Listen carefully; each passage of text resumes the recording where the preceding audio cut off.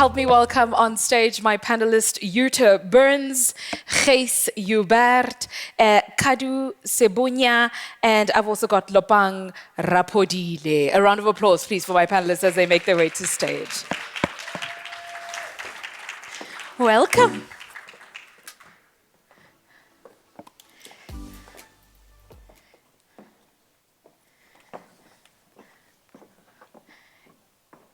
It's so awesome to see you in person. The last time we saw each other was basically online, so it's really great to see you all in person. I hope you've been having an incredible time. I think consciousness is something we have to speak about, and conscious hospitality is no different. And I'm going to start with Jutta. You know, a lot of industries are trying to now focus and align to the SDGs from the United Nations. I don't think we can really live a society without aligning to the SDGs. And it's quite sad, actually, if you look at last year in September when we were at the United Nations General Assembly, we've barely even hit the halfway mark in terms of timeline, but in terms of actual implementation, we've only hit 14% of what we need to do. And it's always, for me, imperative to come up with action plans and tangibles. How can the hospitality industry contribute towards those SDGs so that we are actually contributing consciously towards society and humanity? Thank you very much. It's a pleasure. Let me start by saying that this is a fantastic conference. Awesome. It's been amazing. I head up sustainability for Karingani, a game reserve, a private game reserve in Mozambique. We 150,000 hectares of land, and yes, and we are implementing the SDGs. What we've done, we work with a program called One Planet, which is an online platform, and it's based on, it comes out of a bioregional concept in the UK.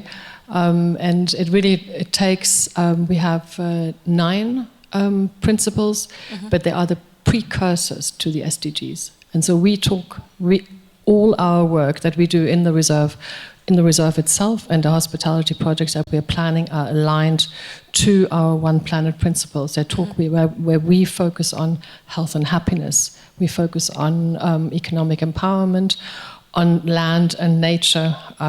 We have on water. So all those concepts that are embedded in One Planet were actually there before the Sustainable Development Goals were there, and we kind of informed. One Planet informed the development of the SDGs. So we connect all the elements within the reserve through an online platform. What it enables us to do is that we can have shared outcomes across all our various programs. We don't, as a reserve, which is where we are going to be building high-end luxury hospitality projects in the next, we're starting this year. We need to integrate all our projects so they will all work together, and we have to connect all the dots so we can realize our shared outcomes. Shared outcomes for community development, shared outcomes for biodiversity protection. We need to protect the species that are within our environment. So that's kind of just from the SDG side. So, but we are very, very, very conscious. We measure everything, everything. We leave nothing to chance. You know, Gys, I'm going to move on to you, and I'm going to borrow from the words One Planet. And I love the choice of word One Planet, because if we are one, it means we're inclusive of each other. And how do we really even create conscious hospitality if we're not inclusive of the communities around us? Like Gondwana did show us videos of what they're doing, and I just want you to touch on that. How does the Gondwana experience on tourism invest within the communities? I know we saw it briefly, but please can you talk to us about that? Thank you, Thami. And I love the word that you used, inclusive. You know, at Gondwana we have the saying that if tourism is not inclusive, it is not sustainable. True. True. And if you look at the lay of the land in Namibia, especially up in our communal areas, beautiful, you know, Africa's Eden, like it's also known, that is all communal land.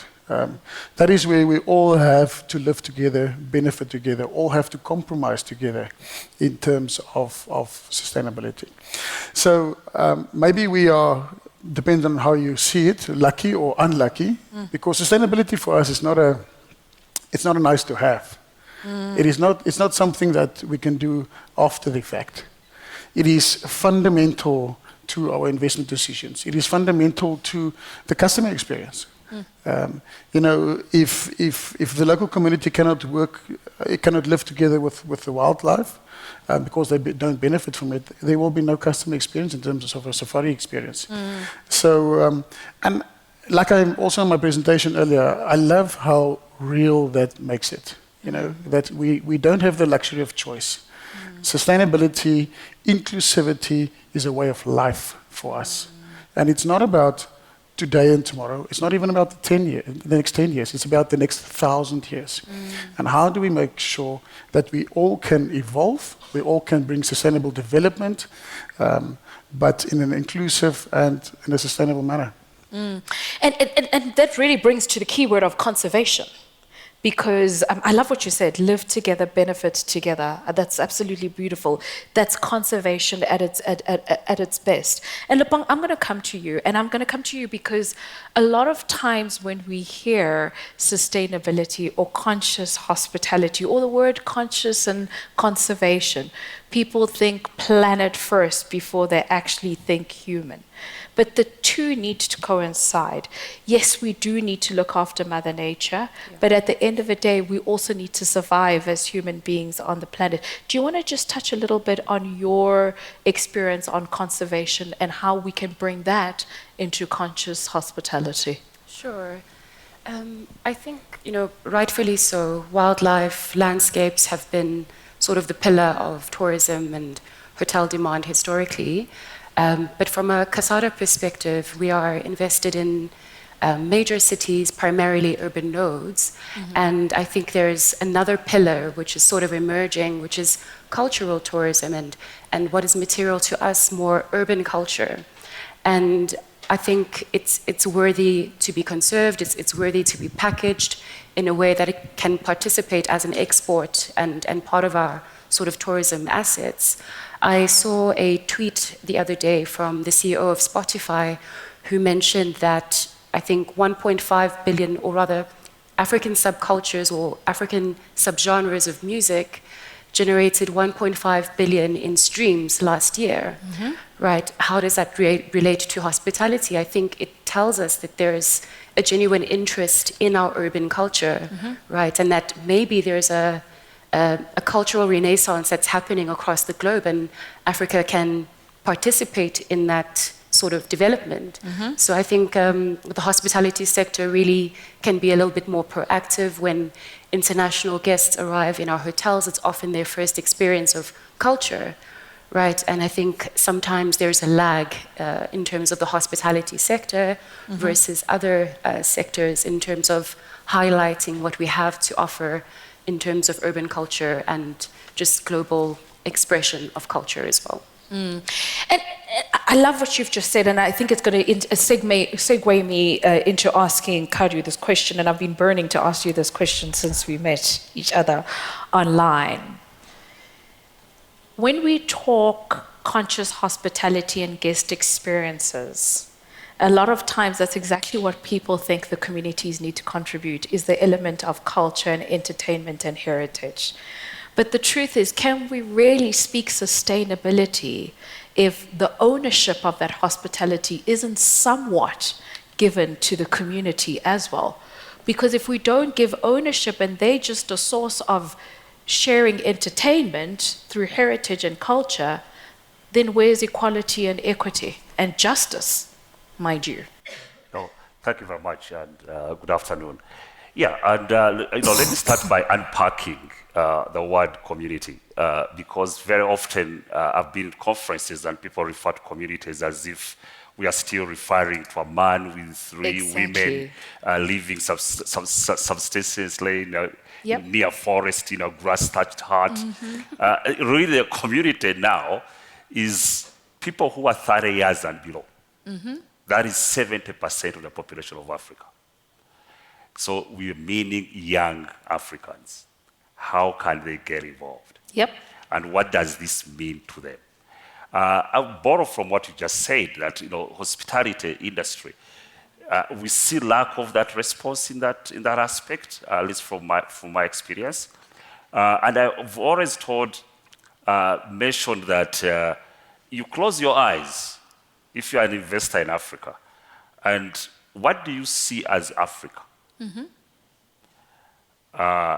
It is wildlife, in many cases.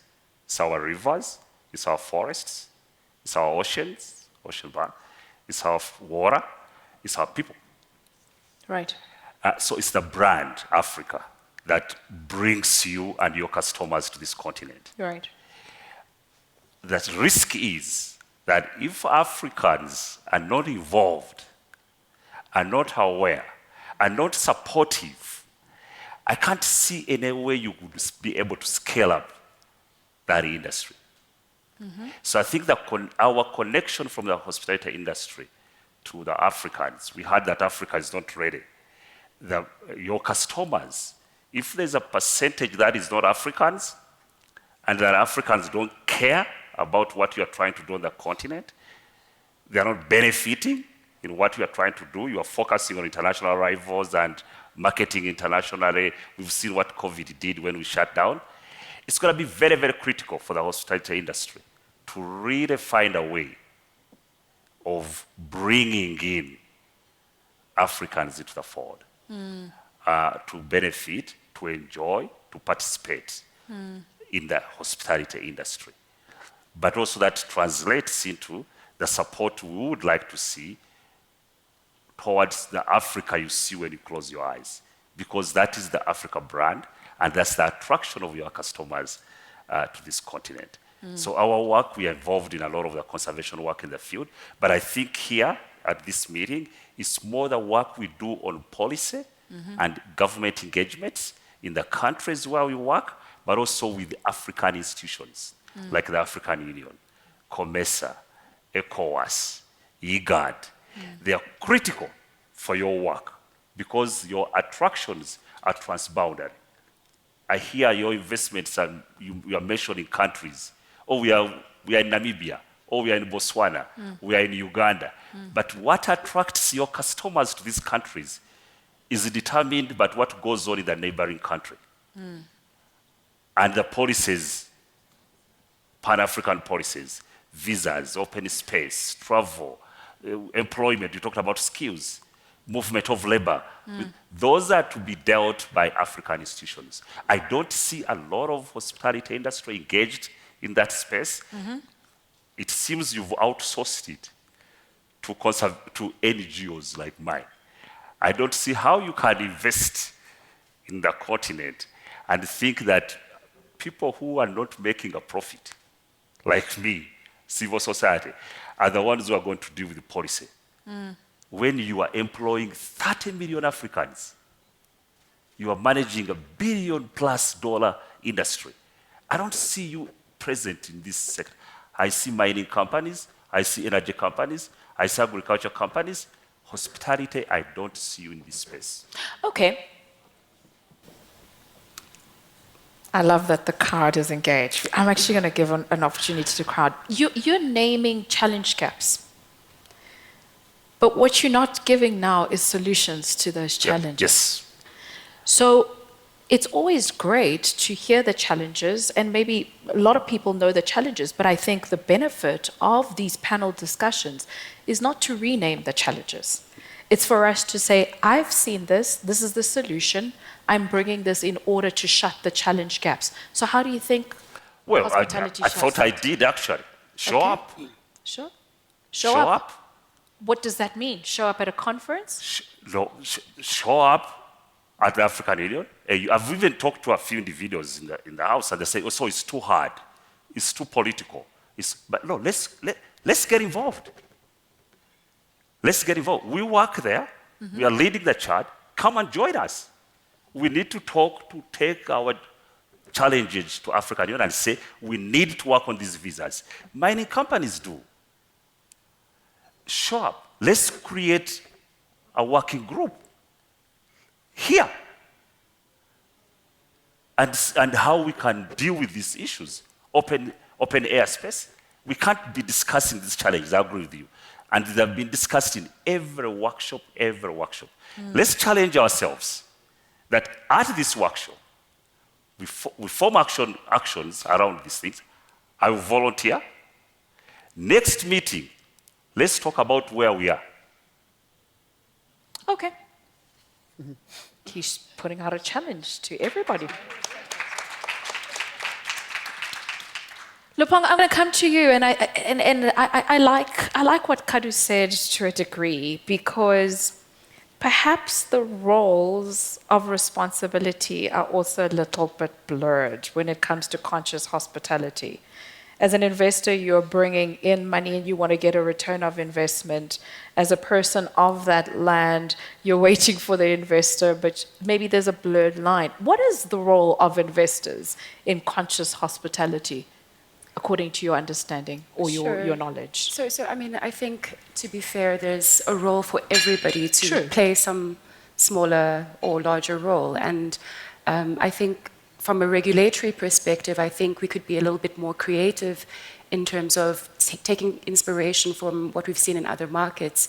I saw a really interesting initiative that was done in 2020 by the government of Singapore, where they worked with UNESCO in terms of making their street food culture a recognized cultural intangible asset, right?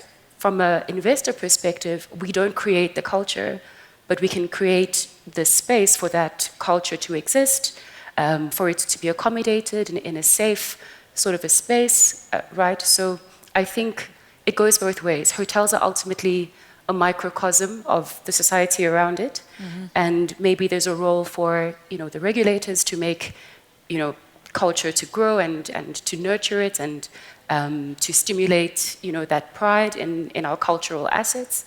But I think as investors, our role is really to create the platform and the space for culture to thrive. So I think it's a bit of a, there's responsibilities on both sides. Yeah. It seems like perhaps the issue that we have is a lack of social integration.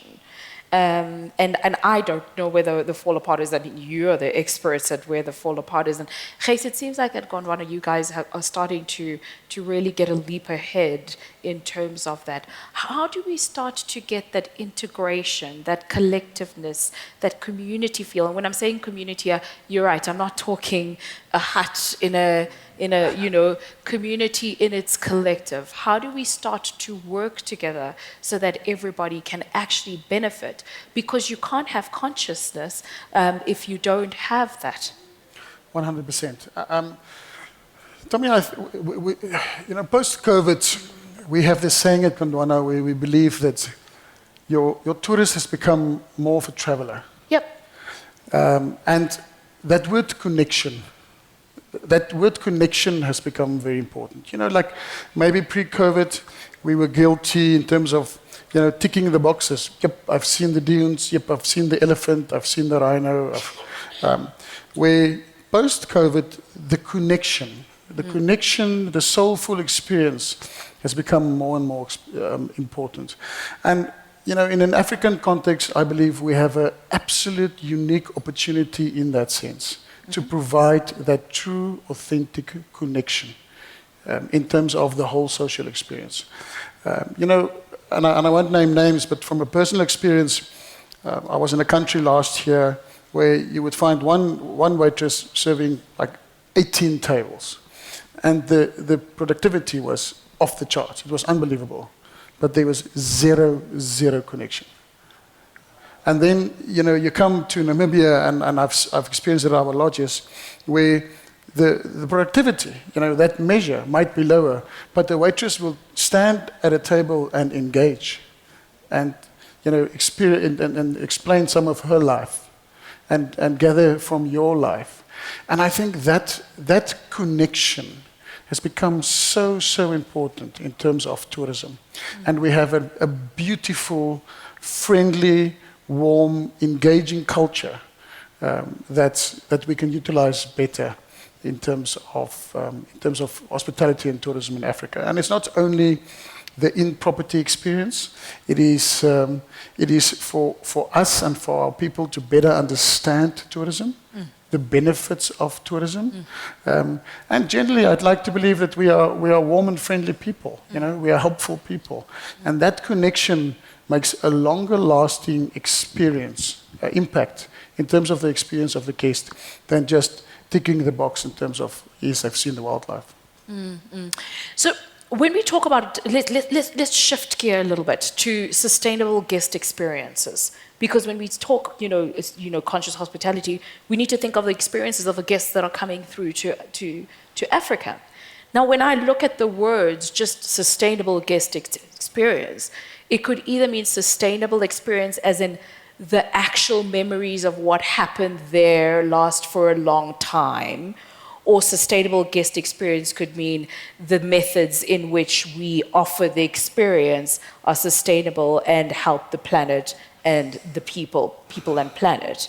And I know that there's certain models that you work with, Jutta, that help, that sustainable guest experience. And there's a model that you actually work with. Do you want to maybe just talk us through that, and let's see what other people can borrow from that model? I spoke earlier on already about our One Planet model that we use, to apply that. There are other things. One thing that we do, we have a very strong focus on enhancing natural capital and social capital, both. So we enhance and measure both.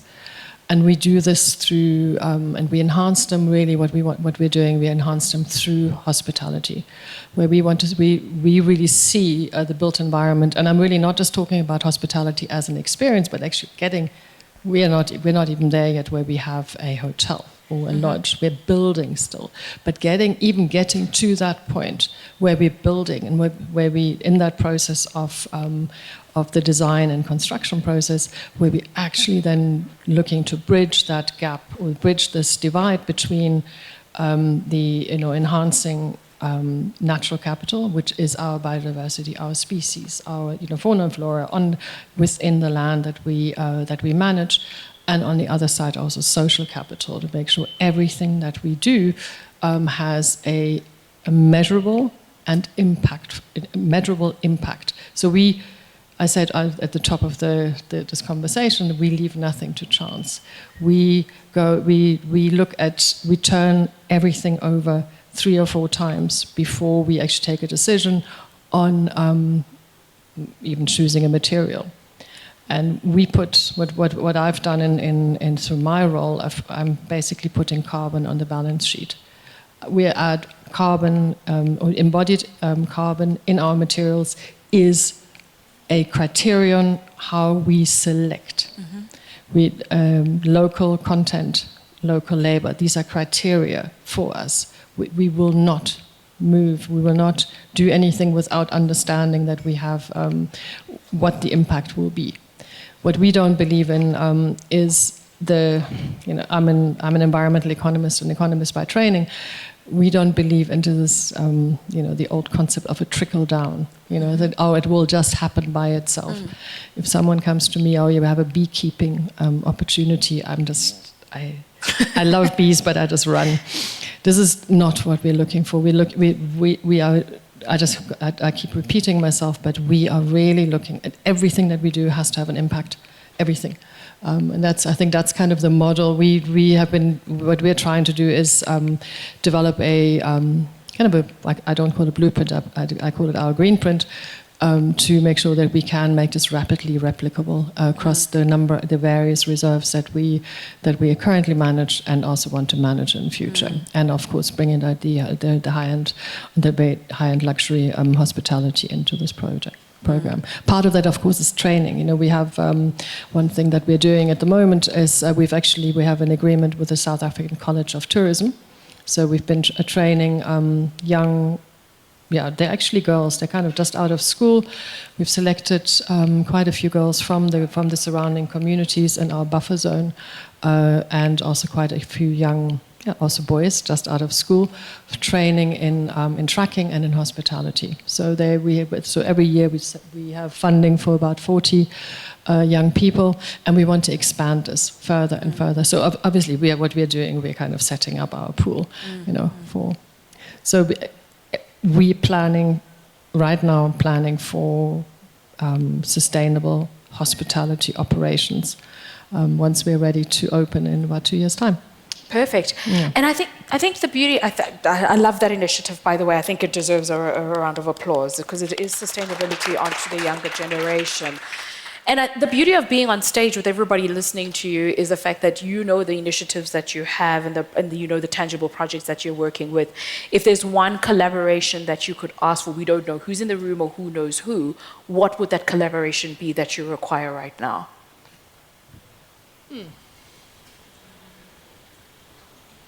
I think maybe also to your point on policies and collaboration across the various the transfrontier reserves, especially in this field. I do think we. As much, I mean, I'm the first person to shout when we talk about, when we talk about silos. I mean, in sustainability, we cut right across.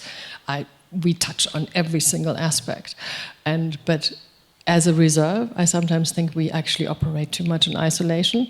We don't necessarily know who our stakeholders are. That are not just our stakeholders within the reserve, like our people, the communities, our partner communities, but actually the parks that are around us. We really have to collaborate far more in this space than we have been.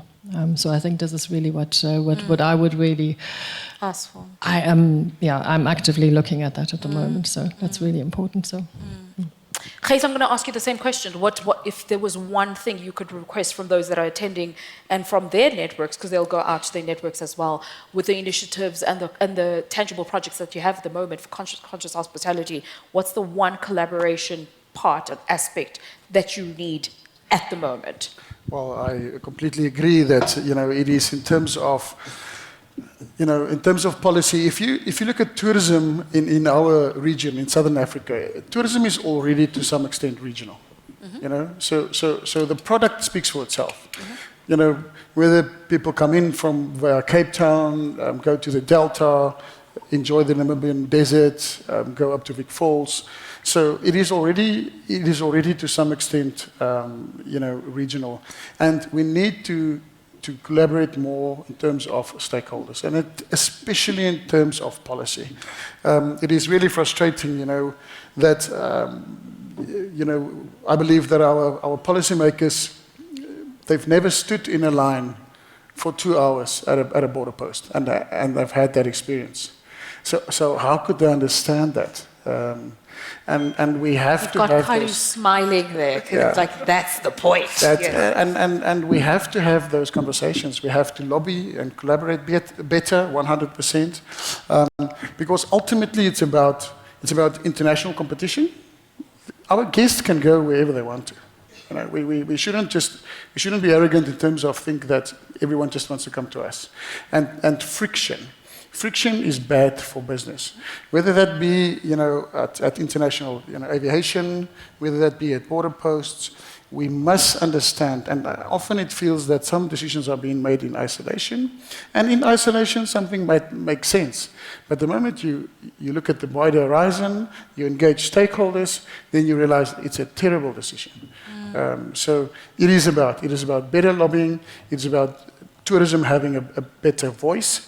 I completely agree, once again, that I think mining comes more naturally to us as Africans, and in terms of lobby and things like that, than tourism, even though tourism is way more sustainable, and in terms of your multiplier effect. So we have to be higher up on the agenda going into the future. And look, some decisions in terms of the African free market conversation, the conversations are going in the right direction, but we need implementation and execution. She was smiling when you said something specific. So do you want to add on to that before I go into Kaddu? Yeah, I just want to add something. I think one of the things that is really critical when we do this kind of work is that, we have a real, certainly I personally and our investors, my team, and I know all of us, we actually have shared goals. And one of those shared goals, and I'm pretty sure I speak for most of us, is actually having a planet that is still livable in the next 30 years. So I think if we can use hospitality and conservation, all the work that we're doing collectively, if we can use that to actually pursue that common goal. It's not as about, I always think there's no business on a dead planet, right? We're not going to get the tourists if our basically we have such huge biodiversity loss, we do not have anything to offer other than very pretty lodges, right? So I think it's really around, I've worked in the sustainability space for the past 20 years. The goal has always been, we need to get this right. And if we don't get this right now through better collaboration, actually moving in the same direction, I don't think we're going to make it. But I think that's really, really important that we, it's not just about, we can only employ people if we actually have an environment that is livable for us. So I just want to stress that point. That's really important for me personally, and certainly also for our investors. We want to preserve this for the future. Kaddu, I'm going to push you for an answer, and I'm going to ask it differently this time around from what I did. And I hear the challenge when you say to people, show up. Here's the problem that I have. I sit in some of these rooms with the African Union. I sit in some of the rooms with the United Nations. It's not easy for people to come into those rooms and actually want to show up. And some of the most knowledgeable people are actually kept out, the ones who actually want to contribute. You get in there because of title, networks, connections, and so you land up hearing the same voices over and over and over again. But you seem to know the loopholes. So where do they go? Do they come to you? Do you know how we start speaking up for hospitality in those different spaces? Because otherwise we'll just sit here saying show up, and the policymakers will be exactly the same people, just recycled over and over. And I encourage you, go to all these platforms, WEF, whatever. And yes, I'm very thankful that I get money and I get paid and it's a job for me. But the truth is the people who understand the nuts and bolts at ground level, it's very tough for them to have their voice heard. So how? Give us the how. Thank you. I think it starts from identifying what your company or your individually, what you can do, what in this space.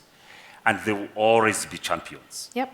Start with your ministry, whether it's Ministry of Investment, whether it's Ministry of Industry, whether it's Ministry. It's complicated, but they are there.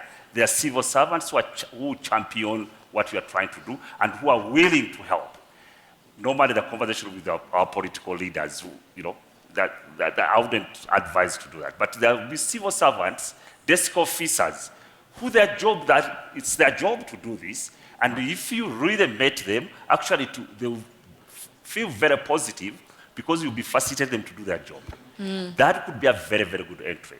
But also, you guys are better at this. You know that networks, they help. Someone who can pick a phone call. You are more powerful than some of us because, a president told me, you work for a non-profit. How many people do you employ? How much taxes do you pay? You guys, you are more powerful than you think. I hear you. You can start that conversation. Yeah, I hear you. And you find the champions who can help you. I just want to make a contribution to sure. Just conscious seconds, of time. Is that really where I would like to see cooperation and within the industry is I don't have an answer to this, but the hospitality is so big in urban areas. So big. How do we connect with the rural economy? Who supplies you all the food you use in the kitchen? What's the source? What information are you sharing with the staff of your hotel? I do this everywhere I go. Even this morning, I asked one of the managers of the hotel where I'm staying, which I won't name, and I said, "What's the best attraction?" He told me, and I said, "How far does it take me to go there?" And he didn't have the answer. Yep. He can't even share information to where the destinations are outside his hotel. And I think we can do more. Hospitality is about love, it's about conserving, it's about promotion, it's a very, very good industry and sector. Okay. Lopang, closing words from you. You can shut us, land the plane, excuse the pun for us. No, I think I'll just stay on the theme of collaboration in the sense that, it's one thing to collaborate in the face of policy and speaking to governments and regulators, but there's also an opportunity to collaborate in a more tactical basis and a more practical basis as well. We own hotels all around the continent, and we know Cape Town, for instance, is a thriving climate tech and cultural tech microcosm. How can we take some of those best practices and share them with our colleagues, and how can we learn from them and vice versa? So I think there's the big question in the room around policy, around liberalization of visa regimes, around airspace, etc., etc. But I mean, these are the more long-term sort of gains that we want to make, and there's still a very immediate sort of tactical way that we can collaborate with other investors, and hopefully this is what will come out of forums such as this one. Thank you.